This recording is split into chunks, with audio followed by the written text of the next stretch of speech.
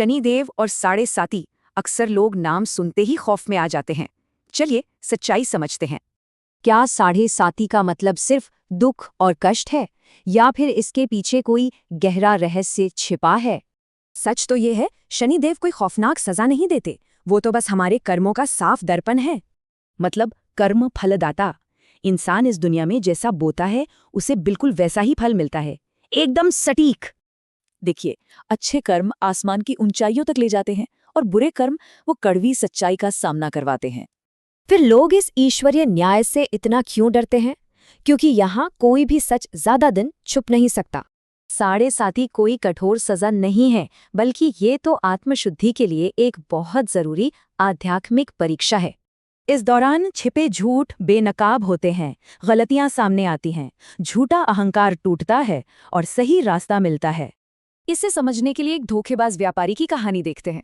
उसने सिर्फ झूठ के दम पर भारी संपत्ति बनाई। पहले धोखे की सफलता, फिर साढ़े साती से पतन।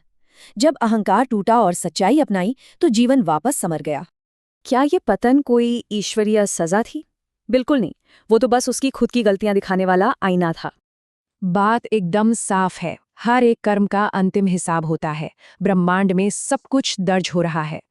ये ईश्वरीय न्याय प्रणाली सिर्फ 4 चीजें मांगती है: अटूट ईमानदारी, निरंतर कड़ी मेहनत, गहरा धैर्य और पूर्ण सत्य।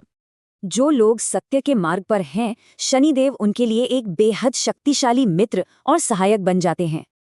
अब बड़ा सवाल, ये ईश्वरीय कृपा और आशीर्वाद कैसे प्राप्त किया जा सकता है? रोजमर्रा के जीवन में क्या करें?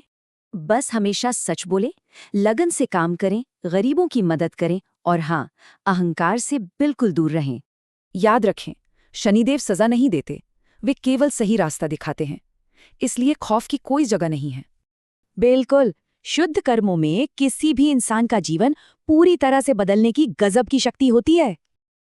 अंत में सोचने वाली बात, जब कोई इंसान कर्मों के दर्पण में झांकता है तो उसे क्या दिखाई देता है?